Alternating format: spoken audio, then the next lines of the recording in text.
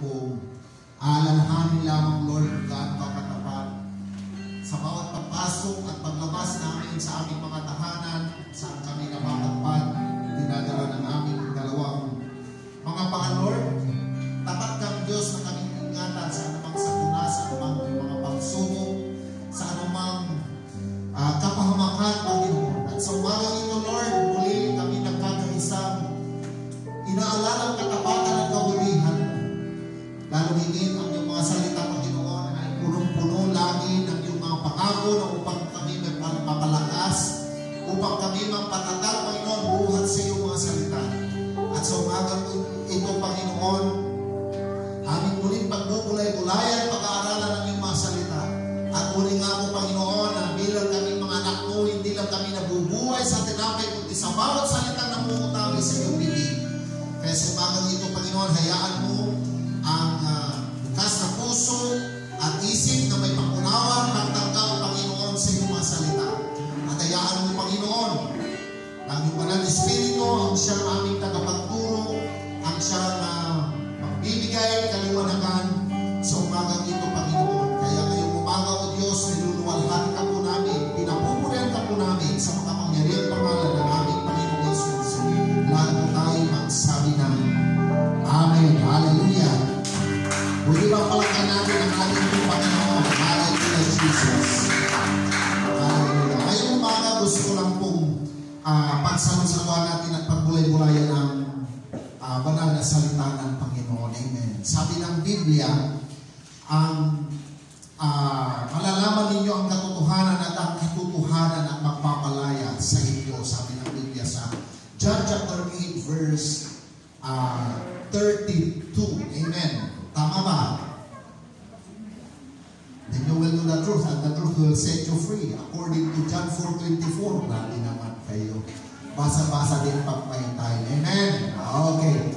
So ngayong umaga, gusto ko pong balikan natin ang mga doctrinal issues regarding sa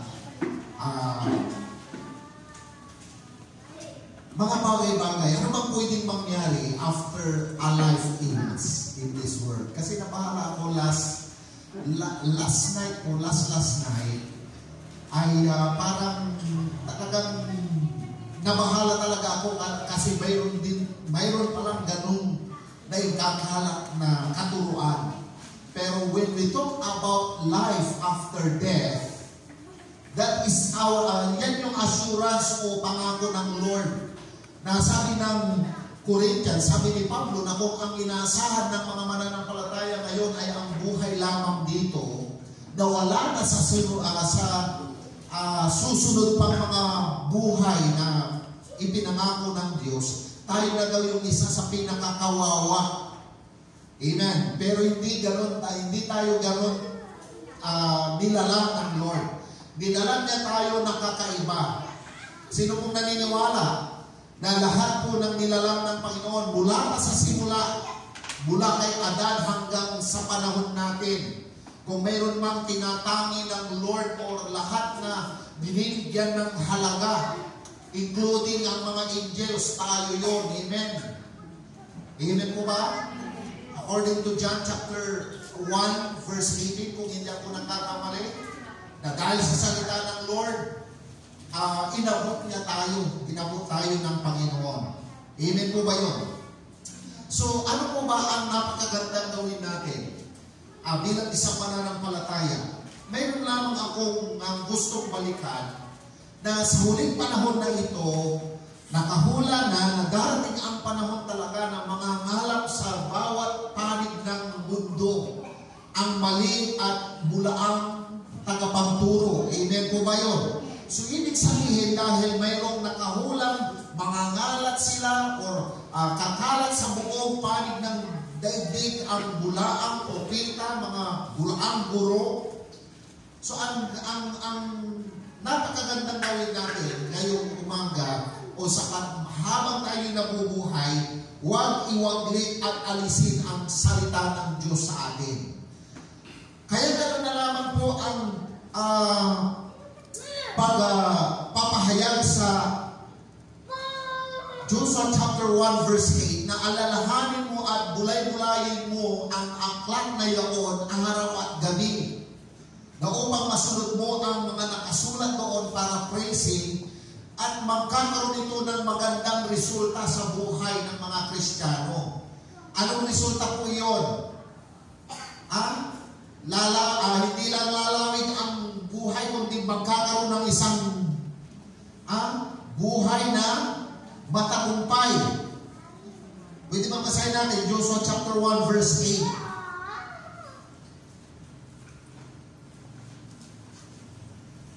Sabihin ng ilan, saan po ang Joshua? Doon sa gitna ng Matthew at Lucas.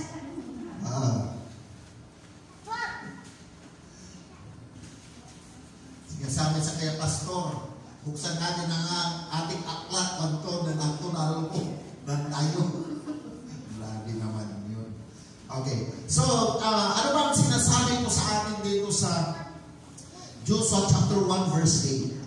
Bagaman ito po yung isang hamon, isang pagpapalakas loob kay Joshua na ito po'y bago niya harapin o pasukin ang lugar na kanilang sasakupin. Ito yung word ng kanyang leader na si Moses. Ang sabi dito ay huwag mong kaligtaang basahin ang aklat na iyon. Dilidilihin mo iyon araw at gabi.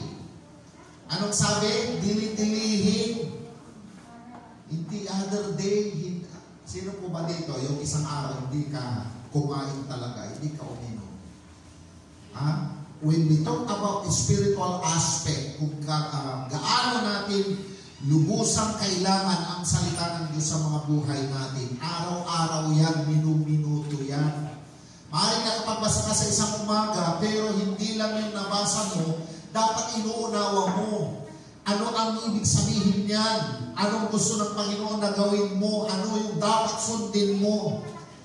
Ano yung dapat alisin at iwagli? Amen po ba?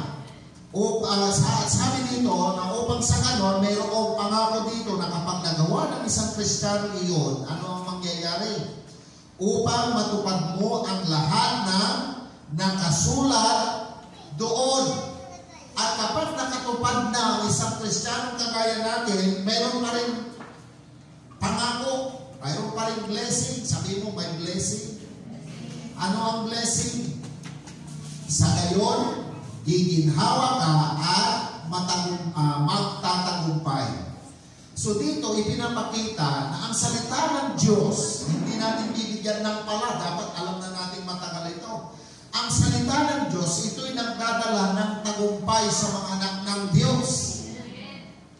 So apart from the Lord, sabi ng John chapter 15 verse 3, we can do nothing. Apart from the Word of God, hindi pwedeng magtagumpay ang tao ng malayo sa salita ng Diyos. Amen po ba yun? So napakaganda, giginhawa ka at magtatagumpay sa buhay na ito.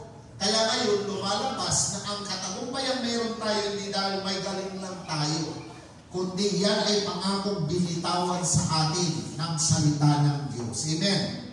Kaya ngayon, kaya lamang, at bukod doon sa pagtatagumpay, meron ditong ipinapakita ang Panginoon na dahil nga kapag hindi na ituro ang tama sa bawat mananampalataya, pwedeng ang mananampalataya maligaw o isang tao maligaw. Amen?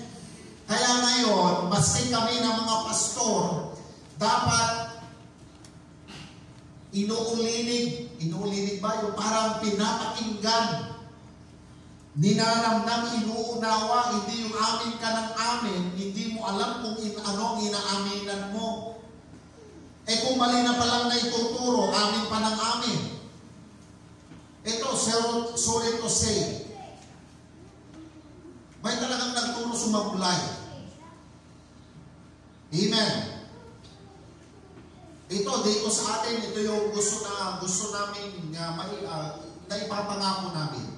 Kung atin pong pag-uusapan ang sound doctrine, ibig sabihin kung ano ang nakasulat dito, yun ang talagang ituturo, yun talaga ang ipapangaral, yun lang talaga, walang labis, walang sobra.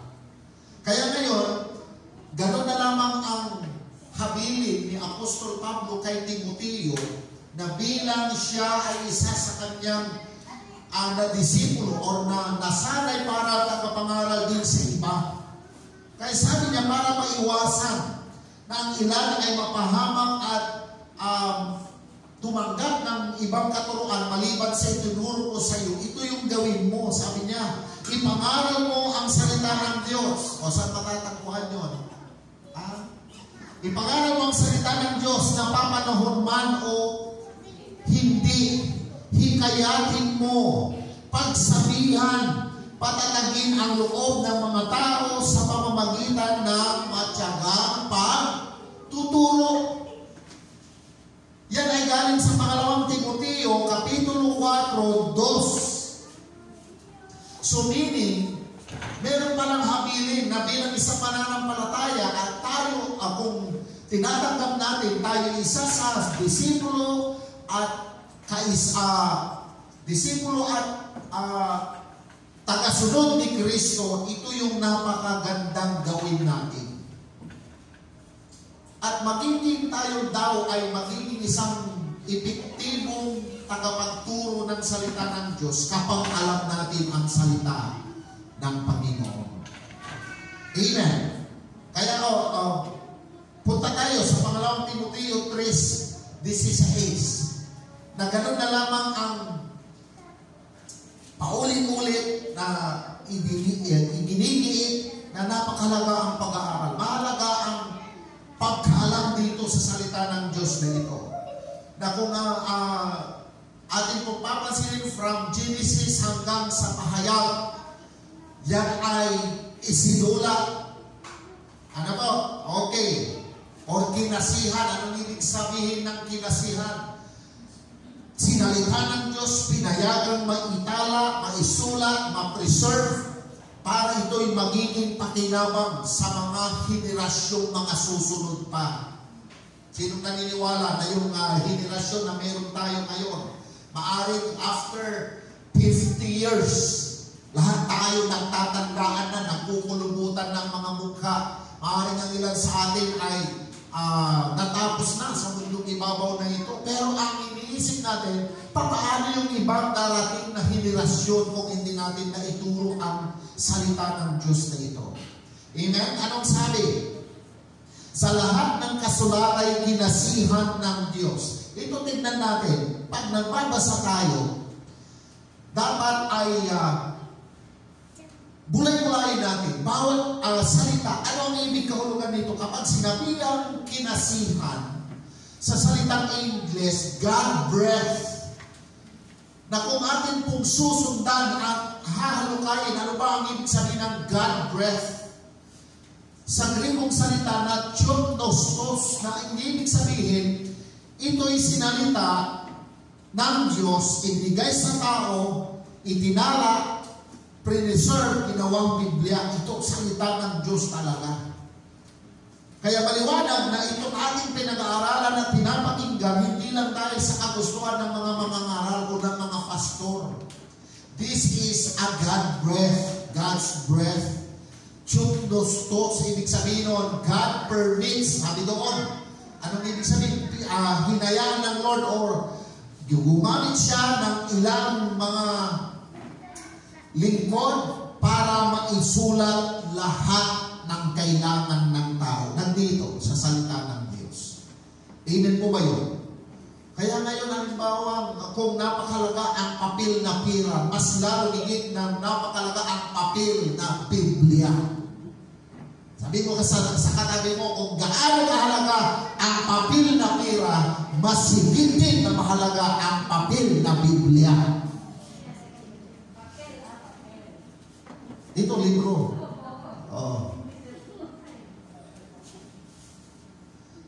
Ito walang, hindi ko minamasama yung mga application dito. Kasi we are in a modern age. Kung hindi naman natin alam gamitin ito at hindi natin alam gawin ang mga bagay-bagay patungkol sa mundong ibabaw na ito, huling-huli na tayo. Sabi nga nila, mabuti yung holy na banal, pero yung holy pagiging huli na banal ay hindi ka naman tuturuan na maging ignorante sa mga bagay-bagay. Amen? Kaya lang ang danger ganito, yung mga application Bible na nandito, lumabas na lang na may mga application na pinapalitan na ngayon ang mga salitang dapat mong malaman pero ayaw na nilang ipaalam. Amen. Sa English, ang soul, yung original na translation sa English na soul, pinalitan na dito sa application ng him or I or she, gano'n. Kaya nga ang danger, kapag dito lang tayo bumabase at wala na dito, parang may problema. Kaya ngayon, ang ginagamit ko para safe tayo, mayroon tayo dito, mayroon tayo dito, mayroon pa sa laptop, kasi ito yun. Kung gaano mahalaga ito, dahil sa panahon natin ngayon, kung atin pong babasahin ang huling sa 1 Thessalonians, kung hindi ako nagkakamali, nakahula doon na sa huling araw, ang kaaway ninyong si Diablo para praising ay gagawa ng lahat ng uri ng pandaraya para maninlang ang ilan. Pero kapag alam mo ang salita ng Diyos, kahit sino ang darating ng tagapagturo na kung hindi sinasang-ayunan ng iyong Biblia na hawak-hawak mo, huwag mong kaagad-agad lulunukin. Amen?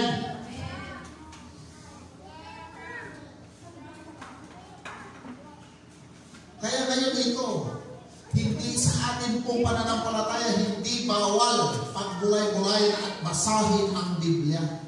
Hindi kagaya ng ilan talaga na ang nararapat lang magbasa at humawak nito ay ang kanilang mga leader. Pero dito sa atin lahat tayo dapat. Amen. Kasi sabi ko nga, ayaw sa gusto po natin, we are the pastor and the pastora sa kanya-kanyang mga tahanan natin. Ikurin, ituro ang tama, i-review ang dapat i-review. Kasi yan yung atin pong katungkulan. So lahat ng kasulatan, sabi dito sa pangalawang Timoteo 3:16, lahat ng kasulatan ay kinasihan ng Diyos.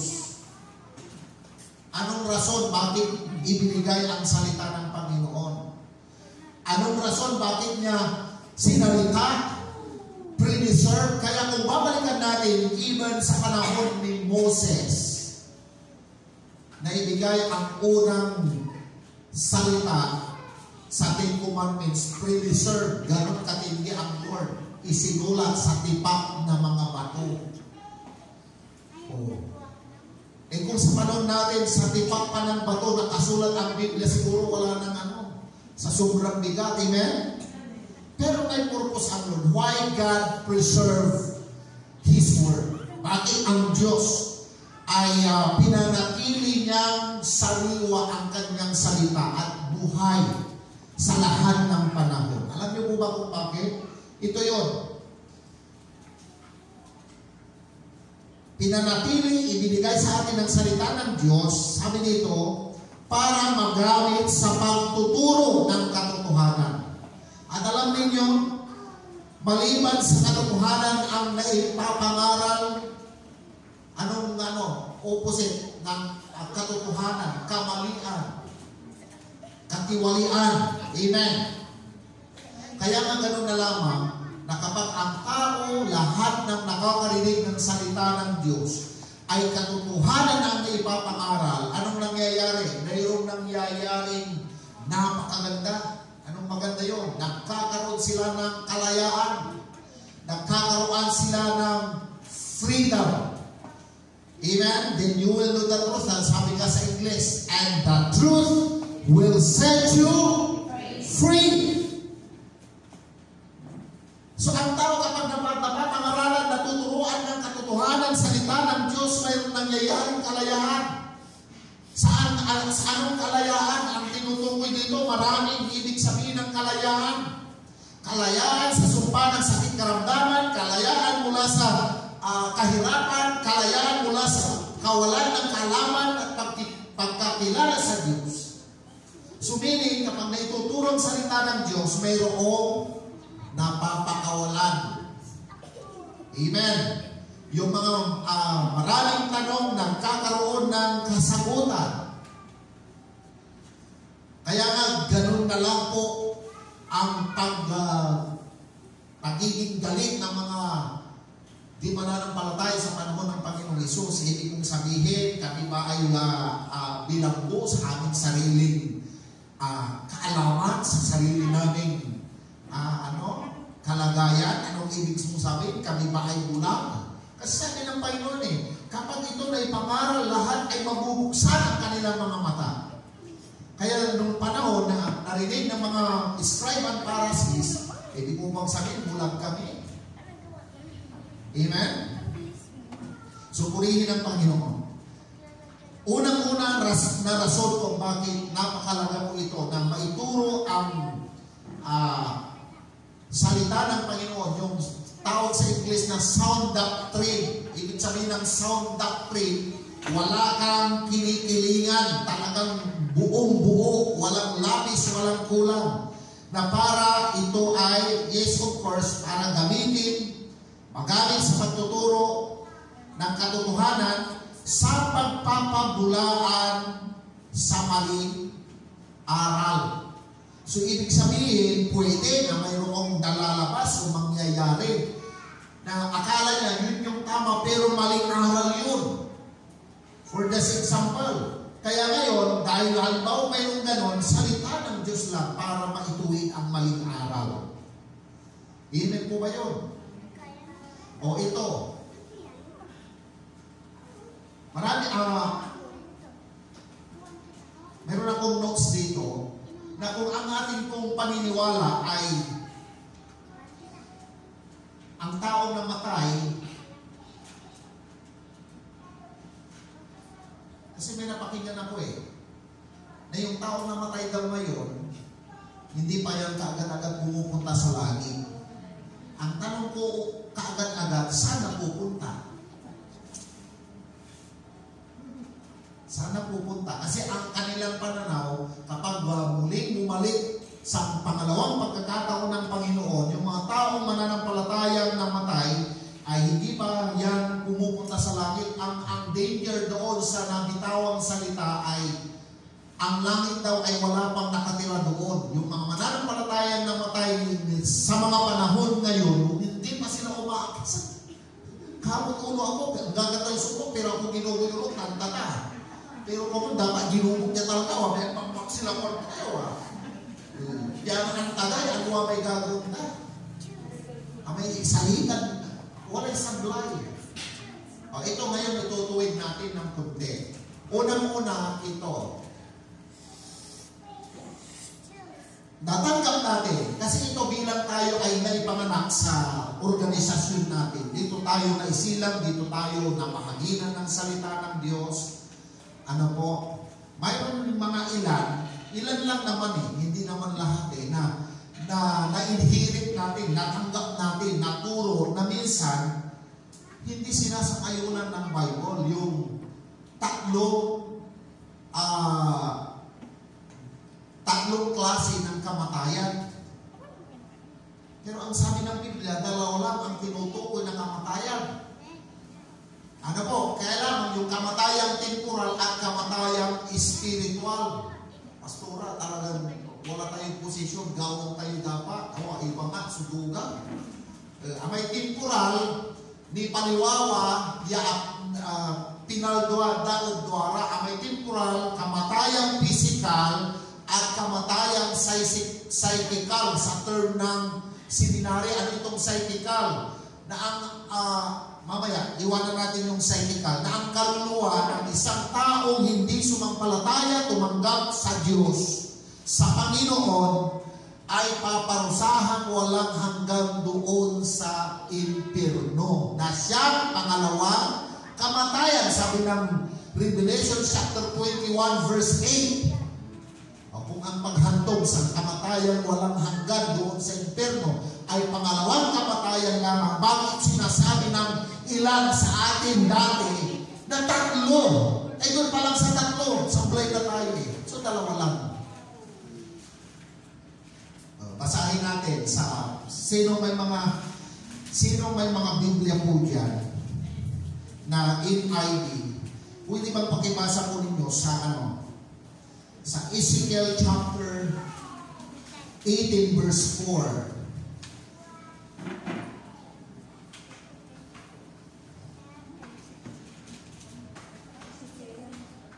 Yung mga may NIV.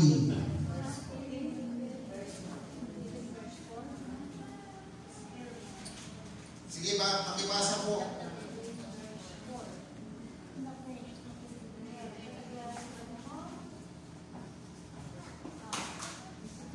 Ezekiel 18 verse 4, sabi ko dito, akin ang buhay ng lahat ng tao, maging sa ama o sa anak, at ang kaluluwang magkasala ay mamamatay. Kinilabutan ako ate dyan sa ang ganda ng translation ng Biblia mo ate. Ano? Pakiulit mo. Akin ang buhay ng lahat ng tao, maging sa ama o sa anak, at ang kaluluwang magkasala ay mamamatay. Ang kaluluwang magkasala ay mamamatay.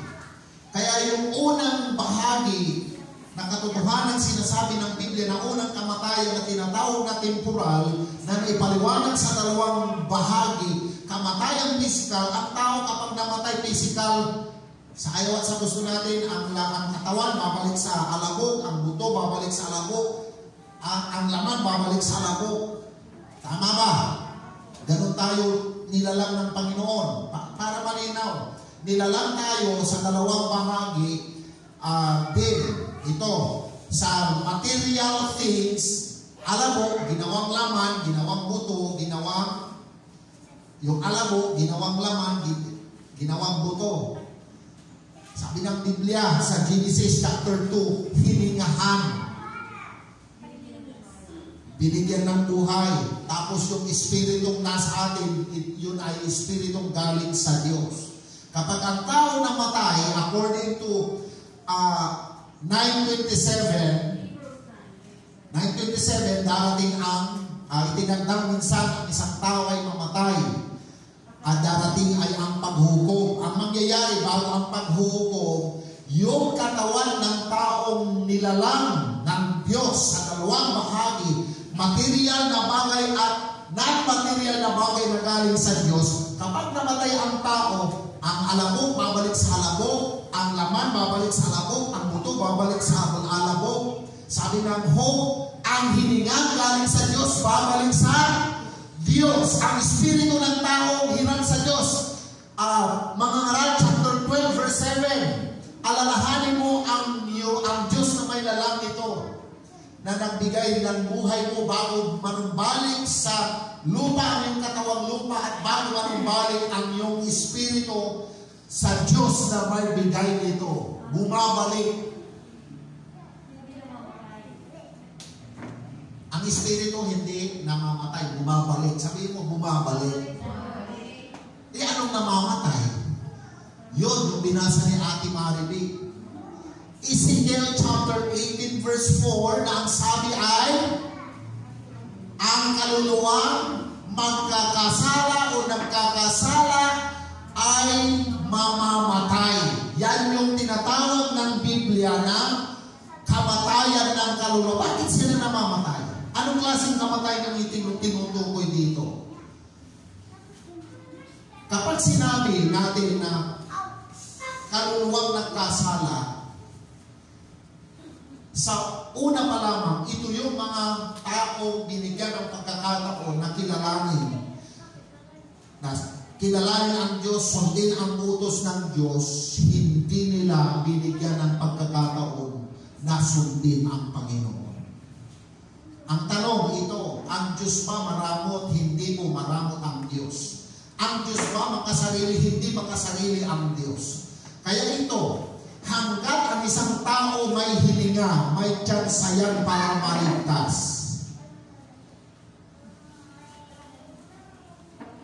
Tignan mo yung katabi mo. Halimbawa, sabihin mo may pagkukulang yan until the last breath, the chance to ask forgiveness in the Lord, mayroon yan.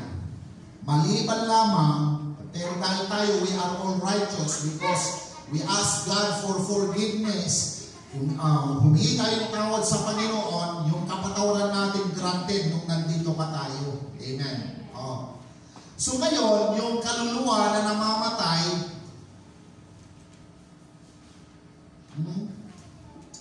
yun yung writer. Kaya yung spiritual death, wala yan sa salita ng Biblia. Sa Biblia, wala yan. Yung spiritual death.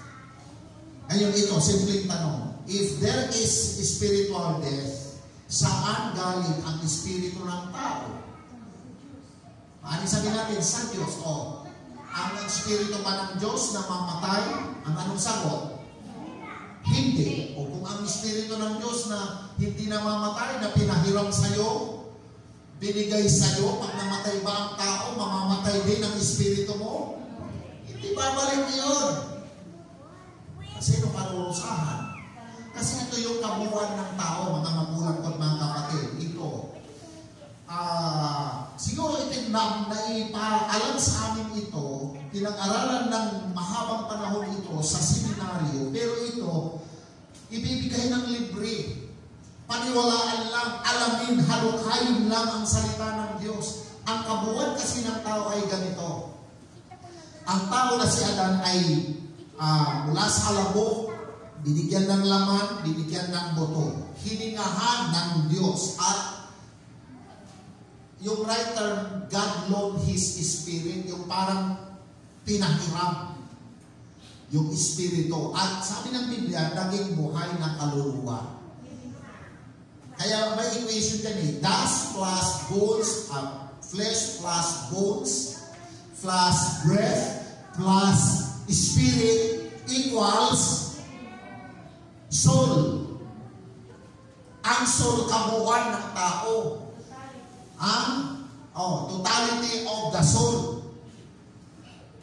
Ngayon, itong soul na ito, paano mo malalaman kung itong kaluluwa na ito ay mabuting kaluluwa o masamang kaluluwa?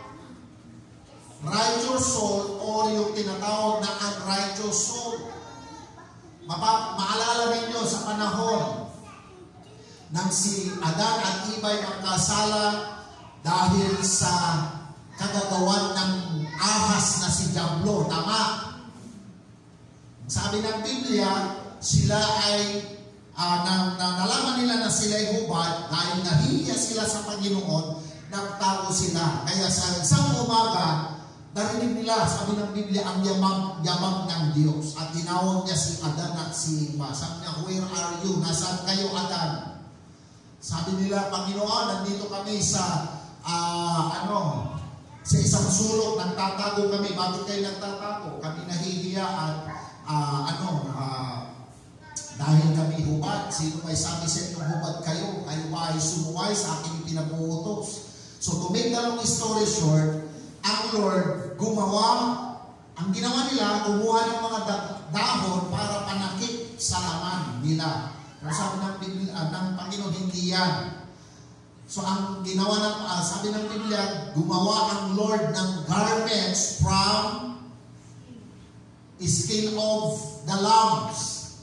At sabi ng Panginoon, okay, ito ang gawin ninyo mula ngayon sa araw na ito para ma-express ninyo na kayo sumasampalataya sa paparating na Misaya na siyang magliligtas sa buong sangkatauhan. Bawat taon, ganito ang i-practice ninyo. Kumatay kayo ng tupad na siyang pagpapakita ninyo ng pagsampalataya ninyo sa paparating na Misaya. Yun yung itinuro ni Adan at Eva sa kanilang mga anak na si Cain at si Abel. Kaya lamang si Cain, matrabaho ang pagsunod sa Panginoon sa panahon na yun. You need to express, ipakita mo yung pananampalataya mo sa pagsunod, sa pagtupad sa kanyang ipinag-uutos. Nakikita na po natin, Kaya ngayon, yun yung practices na dapat nilang gawin. Kaya lamang itong si Cain, sabi niya, Mas madali, i-offer ko na lang ang the best crops of my land. Sabi niya, itong mabubuting bunga na lang ang i-offer. Kaya kung ating titignan yung offering ni Cain, hindi naman masama yun hindi naman bad yun The best crop. Kaya lamang, ang hinahanap ng Lord, they need to express their faith through killing lambs. Kaya nga, sa ginawa ni Cain, God considered Cain an righteous person. While Abel considered righteous soul. Kasi nag-i-express. Doon po nakuha yung righteous and unrighteous. Pag sinabing righteous, sumusunod. Tumatanggap sa salita ng Diyos. Ito hindi sumusunod. Kaya nga yun, sa paglipas ng maraming panahon, ngayon, hanggang sa panahon natin ngayon, sa tingin ng Diyos, magiging banal na kaluluwa ang sino mang kinikilala ang Panginoon habang siya'y buhay. Pero kapag hindi, according to the Bible, sabi niya, di ba, mayroon tayong nabasa sa Matthew na mayroong kasalanan hindi kailanman patatawarin.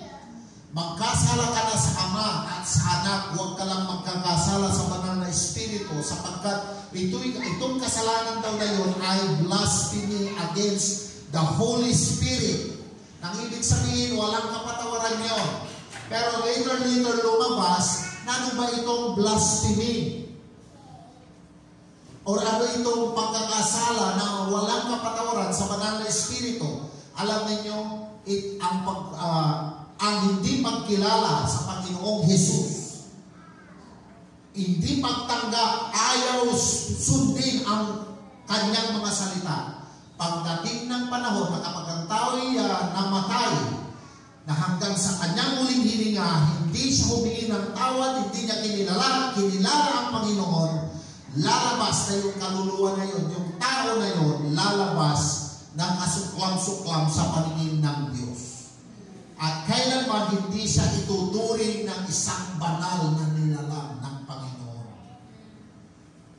Kaya nga ang problema, kapag ang tao ay namatay, dalawang klase. Maaring yung taong namatay na yan kung nung nabubuhay siya ay kinilala ng buong pusong Panginoon at sinunod na ang buong katapatan, kahit siya ay halimbawang mamatay, yung kanyang kaluluwa, ang taas kong haharap kay Lord, kikilalanin siya na isang banal na nilalang ng Diyos, na lingkod ng Diyos. Samantalang kapag ang namatay ay walang pagkakakilala, maski sa huling hininga, hindi humingi ng tawad, yung kanya namang kaluluwa ay ituturing ng Panginoon na kasuklam-suklam na kaluluwa. At itong parehong kaluluwang namatay, mabuting kaluluwa at masamang kaluluwa, kapag ito'y namatay, sayang sa gusto natin, yung naibahagi ni Pastor Au noong last Sunday, dalawang lugar. Yung kaluluwa, masamang kaluluwa ay mapupunta sa Hades o yung lugar ng pagdurusa. Yung kaluluwang ang term ng Bible na ginamit ay nasa kandungan ni Abraham o Abraham bosom na sinasabi. Doon pa lamang sa versikulong yun, patunay na kapag ang tao ay namatay dito sa mundong ibabaw, may lugar silang pupuntahan. Parehong mayroon silang lugar na kanya-kanyang puntahan. Aluan kaliber-liber. Ano po? Kumpasyal. Hindi na. Di ba sabi ng Biblia, baka pwedeng amang Abraham sila, saan papuntan mo doon sa bahay ng aking ama, meron pa akong 5 kapatid doon. Pero sabi ng Lord, hindi mo ba alam? Sabi niya, na yung katotohanan ito ay paraphrasing, yung nandirito, hindi na pwedeng pumunta riyan. Yung nabiriyan, hindi pwedeng pumunta rito. Kaya kapag ang tao namatay, tinuldok na yung kanyang buhay dito sa mundong ibabaw na ito. Ayun. Kung minsan may mga ganong katuruan na diyan tayo naililigaw minsan. Kasi ang kaaway na si Diablo, marunong manlinlang. Kaya nga minsan, sasabihin natin na yung mahal natin sa buhay na namatay ay umaali-aligid. Hindi na yun. Masamang espiritu yun. Yan yung masamang espiritu na simulang pag-isilang ng isang bata. Kung mayroon kang guardian angel, mayroon din siyang experience na gayahin lahat ng kilos, amoy mo, salita mo. Nung namatay na yun ang pumupunta, umali-aligid sa paligid kung saan naroon. Amen. Kaya nga, ito, masusing pag-aaral ang kailangan para matutunan natin ito. Yung sinasabi na sa panahon ngayon, wala pang pumupunta sa langit. Ang Panginoon nagsabi na, sino pong nakaalala nung ang Panginoon ay nandun ng nakapapo dahil sa ating mga pagkakasala na ituring siya isang mga kasalanan. 2 bilanggo ang pinarusahan din ng kamatayan sa panahon na yun. Na yung sabi ng isang mabait na ka-conversation ng Panginoon. Panginoon, alalahanin mo ako kapag naghahari ka na. Anong sagot ng Panginoon? Ngayon di sasama kita sa paraiso. So meaning, lahat ng sumasampalataya kumikilala sa Panginoon, dumating man yung punto na ang ating katawan ay matapos na sa mundong ibabaw na ito, yung kabuuan ng ating pagkatao, yun ang isasama ng Panginoon sa paraiso.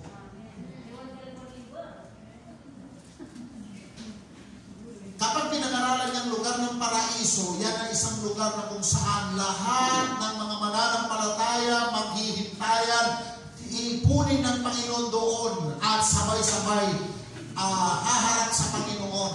Ay, grabe ito. Hindi ko pwedeng ibuo kasi aabutin tayo ng 5 o'clock dito.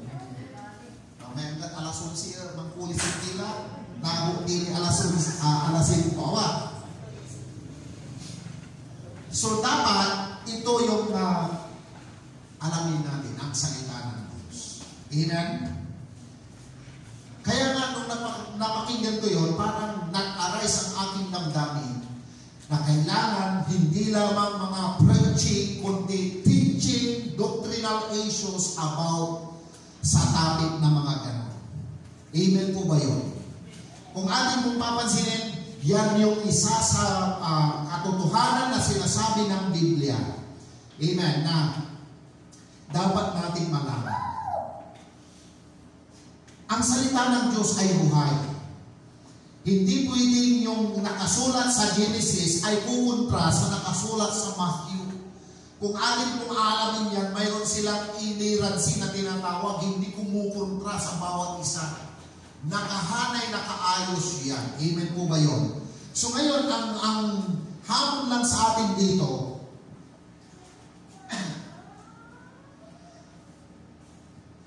ay magkaroon ng iba yung pagbibigay ng panahon sa salita ng Diyos. Ano po? At sabi nga, para daw habang tayo po ay nagsusumikap na alamin ang buong katotohanan buhat sa salita ng Diyos, isang bagay ang napakagandang ugaliin natin. Kilalanin ang sino man taong hindi ganap ang kanyang dalang aral. Amen. Kaya ngayon ito yung tanong para maintindihan natin ano ba ang itinuturo ng Biblia sa atin patungkol sa langit. Meron akong babasahin dito sa inyo sa Matthew chapter 23. Beginning verse 39, ganito ang pagkakasabi.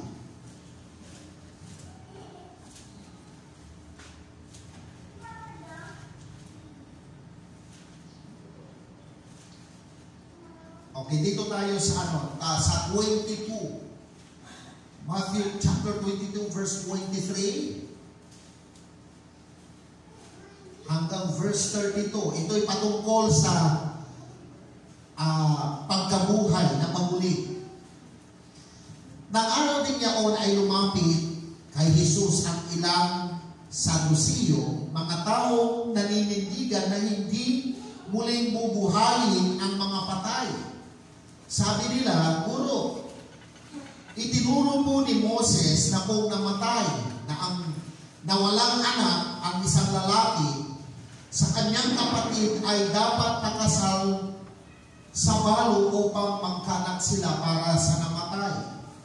Doon po'y may 7 magkakapatid na lalaki rito sa amin, nag-asawang panganay at namatay na walang anak, kaya iniwan ang kanyang asawa sa kanyang kapatid. Gayon din ang nangyari sa pangalawa, sa pangatlo hanggang pang-7. Pagkamatay nilang lahat, namatay naman ang babae. Ngayon, sino po sa 7 ang magiging asawa niya sa muling pagkabuhay yamang siya'y napangasawa nilang lahat? Sumagot si Jesus, nagkakamali kayo. Palibhasa hindi ninyo alam ang mga kautusan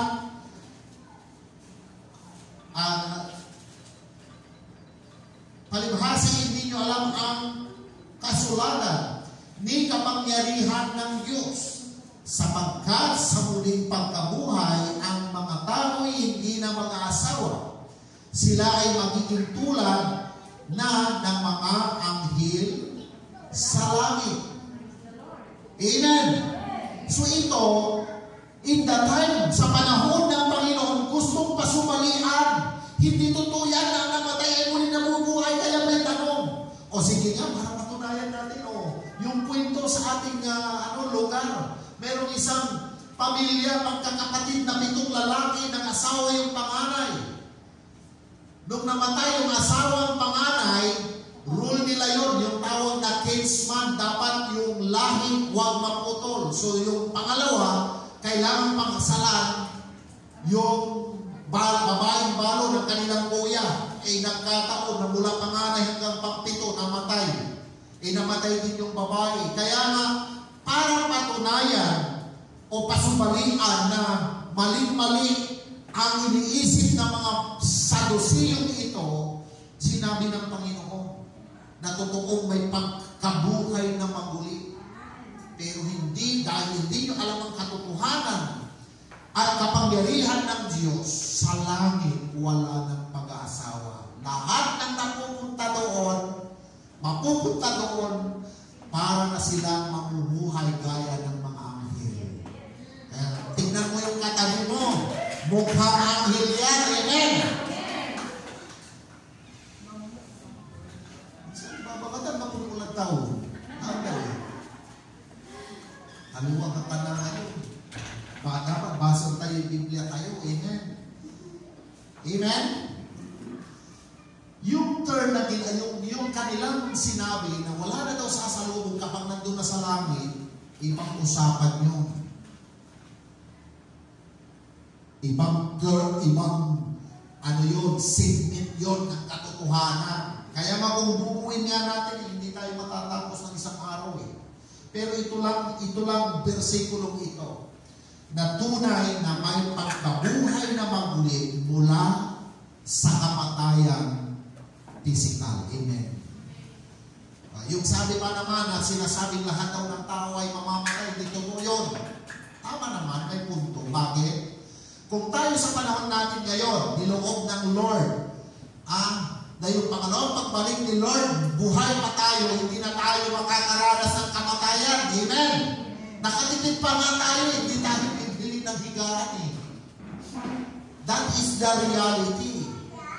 Pero, kung hindi pa man bumalik si Lord, inaabutan na tayo, tumanda na tayo, halimbawa, yung susunod na henerasyon, yun pa rin ang turong dapat nilang malaman.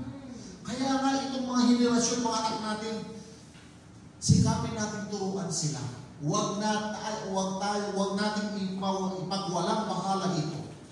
We need to know the Word of God.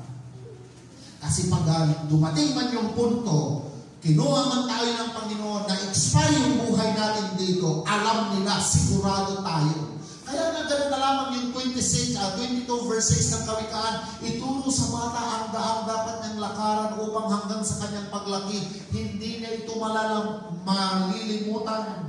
Alam ng Lord yan, na darating ang time na puproseso sa pagtanda, pagkakulubot ang ating mga physical na pangangatawan. Oo, darating yung time, tatanda tayo. Amen. Pero kung tumanda ka naman na wala ka nang magagawa, sabi ko nga, kung wala na akong kayang gawin, ano pa ang dinidesire kahit hindi na yung second coming? Amen? Sa realidad lang, pero ito yung tama na sinasabi ng Biblia. Lahat ng ating henerasyon, lahat ng ating mga sa buhay, dapat ito alam ang salita ng Diyos. Hindi maililigaw ang sino man alam ito. Amen. Amen po ba yun?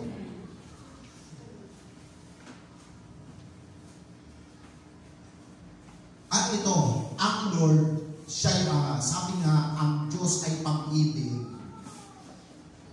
Yung term na nagamit kasi, sabi doon, huwag kayo matakot sa sino mang tao pumapatay ng laman.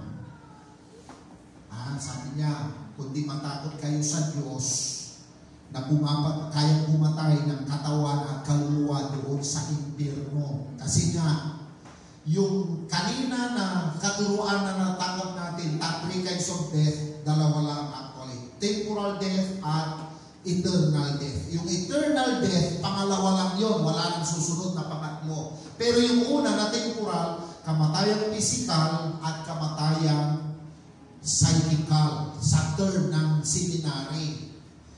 Yung sinabi ni Ate Beth na ang kaluluwang nagkasalaan siyang mamamatay, kaluluwa ang namamatay, hindi espiritu. Kasi yung spiritual death, wala nga yan eh. Kundi yung kaluluwa. Sabi sa English, for every living soul belongs to me, the Father as well as the Son. Both alike belong to me. The soul who seals is the one who will die. Ngayon, anong klaseng kamatayan? Ang kamatayan ng kaluluwa. Kapag ang kaluluwa, after life ends in this world, halimbawa, namatay ang tao, ang kaluluwa, immortal yan. Anong ibig sabihin ng immortal? Yung naituro ni Pastor Ao na kung dito sa lupang ibabaw, mayroon tayong 5 senses. Pag ang tao namatay, yung kaluluwa, mai-enhance ang kanyang 5 senses, magiging 8 senses pa. Kasama ang nonsense, common sense. Paano natin pasusubalian yan or i-prove na na-enhance ang sense of hearing? Sabi ng lalaking mayaman kay Abraham, di ba, according to Luke chapter 16, verse 22, hanggang sa mga sumusunod. Yung pagitan nila, mayroong pagitan, ang sabi sa Tagalog, bangin. Pero kung atin pong titignan sa original na translation, mayroong isang gulf na namamagitan sa kanila. Kung ipipicture natin ang gulf, pagpunta tayo sa Lingayen Gulf, nandun ka sa dalampasigan, naliligo ka sa beach, doon naroon ang lalaking mayaman. Pero si Lazaro at si Abraham doon sa kabilang ibayo. Doon sa dalampasigan sa kabila, naroon si Abraham at lalaking mayaman. Pero bakit sila gano'n nagkakarinigan? Kasi nga, yung sense of hearing, yung pandinig, ay mapapalakas na kahit 1,000 to 3,000 na ulit pa yung pandinig. Kaya nga, nag-uusap sila pero parang magkakailan natumba na. Ayan. Ilan? Sabi nga ng Abraham, makapubuhay din sila, saan papalinihin mo dito? Hindi pwede. Kasi yung naririyan, ay naririto, hindi pwedeng pumunta riyan. Yung naririto, hindi pwedeng Yung naririto, hindi pwedeng pumunta rin. Yung naririyan, hindi pwedeng bumarito. Sapagkat mayroong nakapagitan sa ating napakaluwag na ang gamit doon bangin kasi ang pinipicture dito nasa taas na ibayo si Abraham at si Lazarus na samantalang ang lalaki na sobrang layo ang agwat nasa pinakaibabang bahagi ng kanyang lugar. Ang tawag doon sa Matthew chapter 16 ay lugar ng pagdurusa. Kaya kung usap-usapang doktrina, ito yung tamang doktrina. Ito. Kaya sabihin ko sa katabi mo, dapat walang pwedeng makaligaw sa iyo. Walang pwedeng makalinlang. Kaya ito, dito sa atin, sa Jesus Lord of the Harvest, when we talk about sound doctrine, ito ang dadalhin namin sa inyo. Amen po ba yun? Amen po ba? Kaya ngayon, isang bagay ang gusto kong iwanan sa atin. Kung tayo po ay isang mananampalataya, kiniklaim we are believers in the Lord. Dapat yung ating pagiging believer hindi lamang, kasi kahapon itinuro ko na iba't ibang klase, uri ang pwedeng maging anyo ng mananampalataya. Meron yung ang unbeliever, not believer, misbeliever, si-believer. Anong si-believer? Bago ko maniwala, makita ko muna. Mayroong true believer at yung genuine believer. Dapat tayo yun, genuine believer. Amen? Later, bigyan ko ng kaulugan itong mga unbeliever, misbeliever, big believer, si-believer, true believer. At least may believer, sabi mo. Pero hindi pwede. At least may believer. Kaya naman, dapat yung totoo talagang salita ng Diyos ang ating tinatanggap talaga. Amen. Amen po ba? Kaya nga, alam ko marami pang mga bagay ang dapat nating matutunan patungkol dito. Amen. Okay, sige. Ito, bago ko magtapos, yung nasimulan natin sa paksang ito ng patungkol sa pagkabuhay na maguli sa mga mananampalataya. Alam niyo kung pag-aaralan natin sa seminaryo itong paksa patungkol sa katotohanan patungkol sa kamatayan, last 2004 ay 100 truth about death. Pero sa panahon ngayon, 117 about death. Pero yung nakasulat doon sa manual, Professor Kaping, ibinigay ko sa aking estudyante kahapon ay 100.3 about death. Pero hindi ko po ibibigay ang lahat. Ito yung sinasabi ng ng banal na kasulatan. When we talk about death of the soul o yung psychical death, ang kaluluwa daw ng taong hindi tumanggap kay Lord ay pagkatapos ng kamatayan, siya daw ay magiging immortal. Soul is different from the body, soul is different from the spirit. Kaya nga, dapat po natin yan. Kaya lamang ito, punta tayo doon sa Luke chapter 16. Yung na-share kanina nung last Sunday, huwag daw nating paniwalaan na kapag ang tao namatay ay pupunta pa sa purgatory. Therefore, there is no purgatory. Yung ilan ay pupunta sa limbo. Ano itong limbo? Ito yung pag hindi pa nabinyagan, namatay ang bata, bugkalot, walang salitang ganon, ng limbo o bugkalot na yan. Amen? Kundi ito, kapag ang tao daw na righteous soul may pakilala sa Panginoon, naabutan ng kamatayan, yung righteous soul, sabi dito, cared by angels. Hindi na iiwan dyan. Amen. cared by angels, at righteous soul go to Abraham bosom, na kagaya ng ating napag-aralan. Na yung Abraham bosom ay nasa lugar ng paraiso. Kaya nga purihin ng Panginoon. Ito yung paniniwala natin. Dahil sa kagagawan ng diablo, ng away na si Satanas, na proseso si Adan mula sa pagtanda hanggang sa hahantong ang kamatayan dito sa lupa.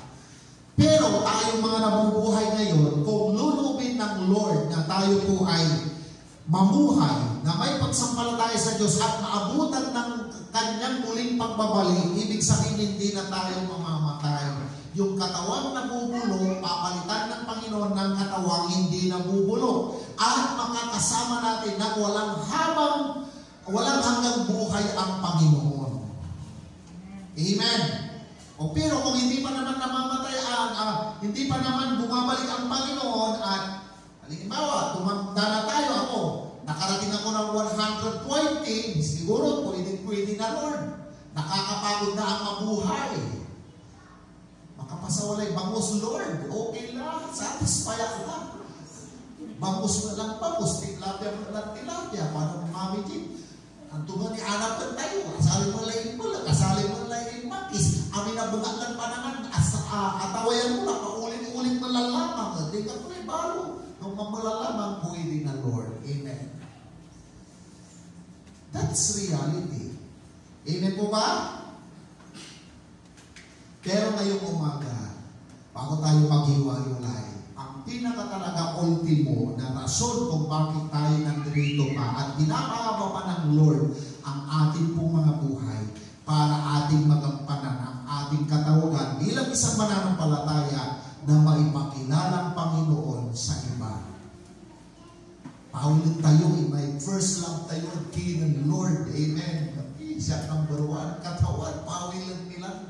Para talaga kinakilak niyo, hindi. Alimuan ang labat.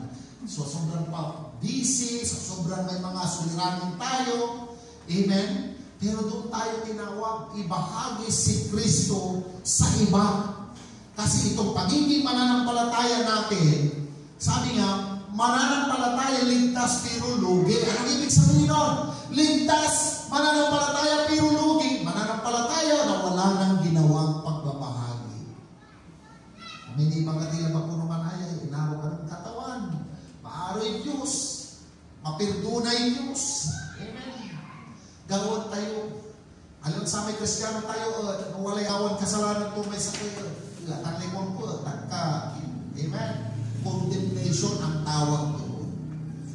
Ang tao ngayon, alam ninyo, hindi dahil baka ganito na nasa panahon tayo ng pandemya. Oo, sa isang banda, lahat ng tao gustong kumita, gustong mabuhay, gustong masurvive ang buhay. Tama ba? Pero minsan, dapat yung pagiging nakatuon na ang kanilang isipan sa pagkita ng pira, pagdinugusyo, dahil hindi naman tayo pwedeng mabuhay na wala yun. Pero, mas higit na dapat bigyan ng atensyon yung buhay na darating sa susunod na mga araw. At yan yung buhay na tayo ay makakapiling ng Panginoon sa walang hanggang buhay at panahon. Kaya lamang we need to prepare. Amen? Amen po ba yun? Kaya nga, nag-i-exist na po sa ngayon ang langit, at yun yung pangako ng Panginoon ng sino mang sumampalataya sa Kanya ay bibigyan niya silang lahat ng isang buhay doon. Buhay na walang hanggan doon sa langit. Amen. Pero ito yung pero bibitilin ko kayo dito ako magtatapos. Kung yung iba, ang paniniwala ang langit hindi pa nag-i-exist, wala pang nandoon, pero nandoon na. Mali po yun, nandoon na. Pero ito yung sabi ng Biblia, na yung gihina o yung walang hanggang kamatayan doon sa impyerno, yun ang tiyak na maski ngayon, wala pa kahit isang nandoon. Amen. Kasi nga, darating ang araw darating yung time na pag ibubulit na sa naglalagablang na sobre ng pangalawang kamatayan doon sa impyerno, lahat ng mga demonyo, mga unrighteous angels na ikinulong sa Sheol. Mahiwaga ang Biblia, kaya nga ito yung pilit namin ipinapasa at itinuturo. Itong lugar ng pagdurusa o Sheol, ito yung parang bunganga lamang, introduction pa lamang yun. Kumbaga, ito yung buong luwag ng eternal death na lugar, yung kinaroroonan lang nila, nasa bunganga lang sila. Introduction pa lamang yun. Ngayon, katapos nang ibubulit sila sa walang hanggang kamatayang apoy at na siyang pangalawang buhay, maski si Satanas kasama na siya doon, sabay-sabay silang iluluwa, sabi nga ng Biblia. Sabay-sabay, walang nauuna, walang nahuhuli. Sabay-sabay.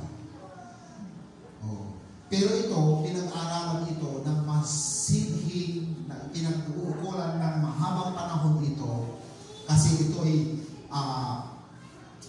nakasulat pero minsan hindi natin nahahamon ng ating sarili. Akala natin parang makapakunakan pag tayo salitan Pangasinan, pero hindi.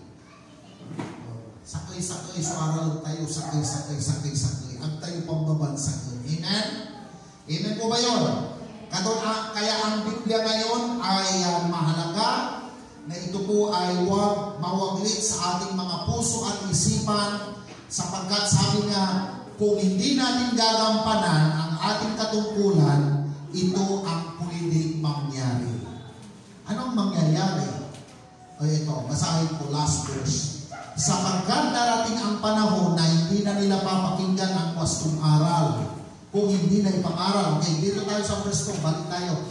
Ipangaral mo ang salita ng Diyos na papanuhan man o hindi. Hikayatin mo, pagsabihan at patatagin ang loob ng mga tao sa pamagitan ng matyagang pagtuturo. Sapagkat darating ang panahon na hindi na nila papakinggan ang wastong aral. Sa halip, susundin nila ang kanilang hilig. Mangangalat sila ng mga gurong walang itinuturo kundi ang mga bagay lamang na gusto nilang marinig. Ibabalik nila sa mga alamat ang kanilang pansin at hindi na nila pakikinggan ang katotohanan. Kaya magiging mapagpigil ka sa lahat ng oras. Pagpisan mo ang mga kahirapang darating sa iyo. Gampanan mo ang tungkulin ng isang mangangaral ng mabuting balita.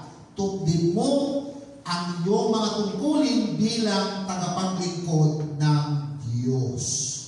Amen. Alam niyo, hindi lang pastor ko ito. Lahat tayo. Kaya nga ang hamon dito, kaya nga tayo nakakilala para makakilala din ang iba. Sasabihin natin, pastor, hindi ako marunong mag-share. Patunayan mo sa gawa. Gusto mong ipakita sa iba. Amen? Yung patutuo natin. Hayaan natin ang patutuo ang siyang magliwanag na gaya ng isang ilaw. Kaya nga sabi ng Biblia, 5:18 ng Matthew, let your light so shine before men, for they will see your good works, and they will glorify your God which is in heaven. Nung Kristiyano tayo, yung gabi makaroon ng Kristiyano. May patutuo na kahit anong gawin, patutuo na yun. Hanggang sa may Linggo, debuto. Lunes hanggang Sabado, debuti. Ano ba yun?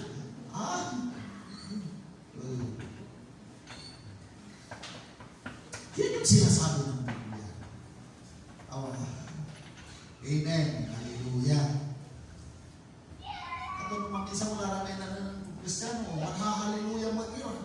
Pero kasabi Lunes hanggang Sabado, alaw ng hallelujah. Aliwaya, so nagagawa. Ano bang ko, di ba nabuhi? Ay, kanayon, bang ko. Aturing ang tayong Kristiyano, ang yung tayo. Amen. Minsan wala ramay, nasasalita ng aliwa. Ipanang niyo, anak tayo Diyos, amay masantin niya, patotoo. Amen. Sa iyang gilabat, salita ng katawan tayo ni Kristo. Ano ang samay o yan, yan ang tuta na klase yan. Mapambanday at katuwang, supamay at turingan na pamilyan, walay kagilang pastor. Katong makapasakit ng maminsan na wala. Kasi no, maminsan, alin mo tayo, alin tila ba aminsan, ang gano, bilang masansapin, so ginawa mo imo ng panahon, sa nanunta ang may aliwa. At anay, so born again, pandawan. Sakit-sakit man, yan narilalan. Amin, adat damay. Sakit laban sa kanong kasalanan, pero sa'y adamay ito, amin lang. Hanggang ugaw, hanggang matangkan, at ay salitan, bubor na ginagawa. Aliwan. Amen. Hindi pa po uling lahat. Gawin natin ang tama at mga bagay na nakalulugod sa Panginoon. Wala na may pagkalapil. Nayari lara lang mo namin, halagara magpasno. Diba mo kay Biblia? Sarang may mga pasto, iwasan mo na ba suman kasalanan. Hindi ka magalit, pero iwasan mo magkasala. Arang-arong sa iya, kita, rason ta, mga rason nila. Anong mo kikilang mo naging? Katunang kulabay sa mga mo naging, na binayutan agad makaayaw.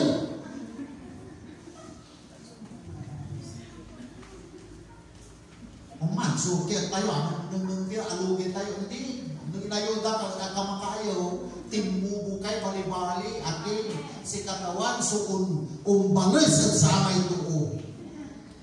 Ano, binalasan pula, ang kapula ibalis ng katawan. Katumpa ng katawan, the vengeance is mine. Second to naman lang din, burnagin ka, at tinampal na yung lupa, itarmunay ka pa, ay, yan. Binato na kay bato, batong iray tinapay, batong katawan, ay, binato kay bato, batong iray tinapay, pero kung iyan at grapon, bato lante. Sila ba ito ni Pagaman, panagdakan mo, patunayan mo, ang gano'ng kaibang pira, saksakay kang Kristiyano, alalunod, Kristiyano ka rin siyempre.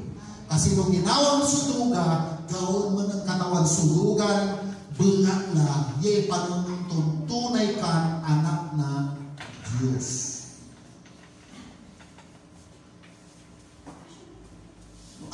Ayaw ka dawa. Ang puti. Aliwa. Katulad din, let your light so shed before me.